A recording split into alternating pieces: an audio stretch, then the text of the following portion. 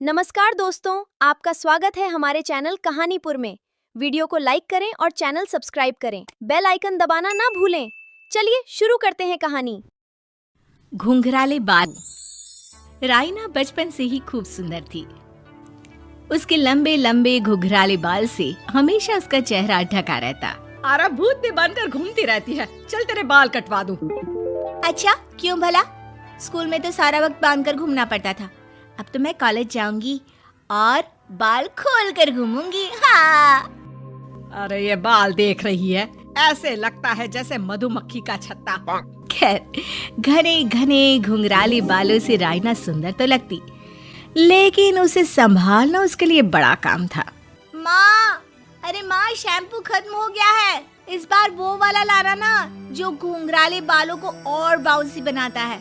माँ ले आना, हाँ जरूर से। कल मेरा कॉलेज का पहला दिन है। मैं चाहती हूँ सब मुझे देखकर जले।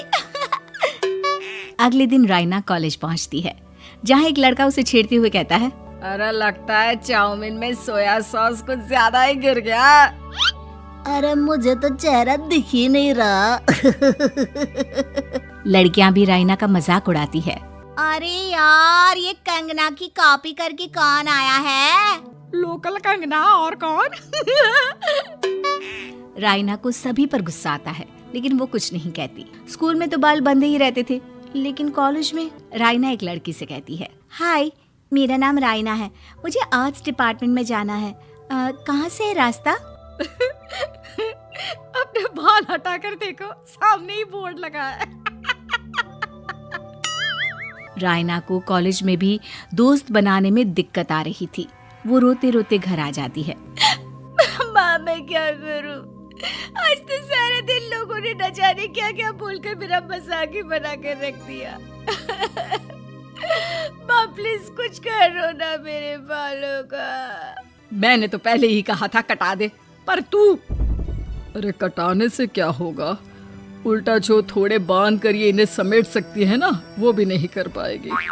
तो क्या मेरी कोई दोस्त नहीं बनेगी कॉलेज में, या मैं हमेशा लोगों के मजाक का ही शिकार होती रहूंगी? राइना जोर जोर से रोने लगती है। तभी उसका छोटा भाई आ जाता है और राइना के बालों के बीच एक पेंसिल छुपा देता है। तभी उसका दोस्त भी पीछे से आ जाता है। अरे ढूंढो ढूंढो, कहाँ है पेंसिल? मैं नहीं बताऊंगा। दोस्त काफी कोशिश करता है, लेकिन उसे पेंसिल नहीं मिलती। वो वहाँ से चला जाता है। थैंक्स दी, आज आपके बालों ने तो मुझे बचा ही लिया। अच्छा, बहुत दिनों के बाद बालों को लेकर कुछ अच्छा सुनने को मिला। मुझे भी पहले लगता था कि मेरे बाल सबसे सुंदर है, लेकिन अब पता चला। अरे क्या पता चला, क्या हो गया? देख, किसी भी चीज के ना दो पहलू होते हैं। या तो तुम बालों से ही लोगों का मन जीतो, या फिर रोती रहो। अब ऐसे घने बाल तो तुम्हें भगवान ने दिए हैं। राइना को पिता की बात समझ में आ जाती है। वो सोच लेती है कि जिन बालों के कारण वो कॉलेज में एक भी दोस्त नहीं बना पा रही है, उन्हीं बालों से वो दोस्तों की लाइन लगवा देगी। अगले दिन कॉलेज में डेस्क में राइना बालों को आगे कर लेती है और लोगों को लगता है कि राइना का चेहरा पीछे है, लेकिन राइना घने घुंघराले बालों को हटाकर हंसने लगती है। देखा मेरे बालों का कमाल? इससे मेरा चेहरा भी नहीं दिखता और मैं चलती क्लास में सो भी सकती हूँ। सभी राइना को देखकर हंसने लगते हैं। क्लास में परीक्षा चल रही होती है, तो राइना अपने बालों में चीटिंग के पेपर छुपा छुपा कर आसपास के बच्चों की मदद भी कर देती है, जिसके बाद से तो राइना क्लास की हीरोइन बन जाती है। वाह राइना, तेरे बाल तो बहुत कमाल के हैं। मैं तो इन्हीं के कारण पास हो गई। और पता है, मैं तो अपने काम का सामान राइना के बालों के बीच में ही फंसा देती हूँ। जैसे जैसे काम होता है वैसे वैसे इस्तेमाल करती हूँ। अब तो क्लास में हर कोई राइना के साथ बैठने की जिद करता। राइना में इसे लेकर घमंड आ जाता है। उसे लगता है कि वही क्लास की सबसे डिमांडिंग लड़की है। फिर एक दिन, मैं इस कॉलेज में नई नई आई हूँ, क्या आप मेरी दोस्त बनेंगी? मैं? ओह सॉरी, मैं इस क्लास की सबसे डिमांडिंग लड़की हूँ। हर कोई मेरे साथ ही रहना चाहता है। एक काम करो ना, वो पीछे की सीट दिख रही है, जाओ, जाकर वहीं बैठ जाओ। लड़की को राइना की बात बहुत बुरी लगती है, लेकिन वो करती भी तो क्या, जाकर चुपचाप पीछे की सीट पर बैठ जाती है। तो आज का लेसन सबने याद किया है ना बराबर से? जितनी भी चीटिंग करने वाली लड़कियां थी वो रायना के पीछे जाकर बैठ जाती है और जोर से चिल्लाती है, जी मैम, सब कुछ याद है, कहीं से भी पूछ लो, हम तो मास्टर हैं मास्टर। क्यों? ये बोलकर वो रायना के कंधे पर हाथ रख देती हैं। रायना भी खुश होती है कि कॉलेज की सबसे स्मार्ट लड़कियों का ग्रुप उसका दोस्त है। पीछे बैठी वो लड़की देखती है कि कैसे मैडम के सवाल लड़कियां रायना के सर को देखकर दे रही है। शाबाश, मुझे खुशी है कि तुम लोग इतनी अच्छी पढ़ाई करने लगी हो। मैं प्रिंसिपल से कहकर तुम लोगों की स्कॉलरशिप की बात करूंगी, जिससे तुम लोगों के माता पिता का पैसा जो फीस में लग रहा है वो बच जाए। सभी लड़कियां खुश हो जाती हैं। टीचर के जाने के बाद एक लड़की कहती है, गर्ल्स, अब हम लोग ना सिर्फ सबसे स्मार्ट बल्कि सबसे इंटेलिजेंट भी हो गए हैं। इसी बात पर आने वाले संडे को मेरे घर पर पार्टी, सबको आना है, ओके?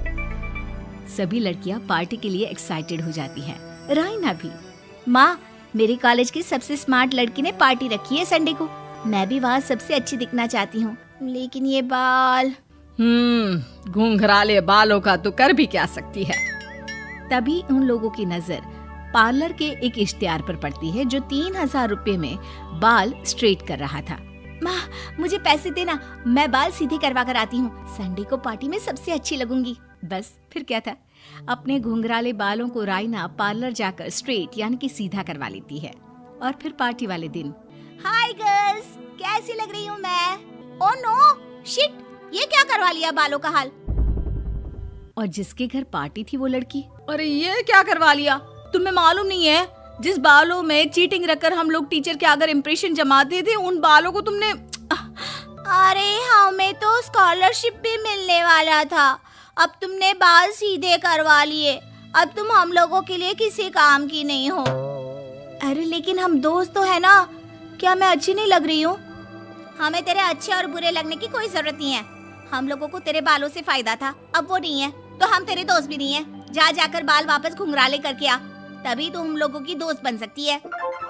रायना रोते रोते घर आती है और माँ को सारी बात बता देती है। माँ, ला पैसे दे, मैं बाजार जाकर बाल ठीक करा के आती हूँ। लेकिन माँ, मुझे ये बाल बहुत अच्छे लग रहे हैं, काश ये बाल मैं पहले ही सीधे करवा लेती। देख बेटा, पैसे तो मैं तुझे दे दूं, लेकिन वैसे बाल करके तू फिर ऐसे दोस्त बनाएगी जो तेरे साथ मतलब के लिए जुड़े हैं। लेकिन इन बालों में तू ऐसे दोस्त बनाएगी जो तेरे साथ जीवन भर का साथ निभाएंगे। रायना को माँ की बात समझ में आ जाती है।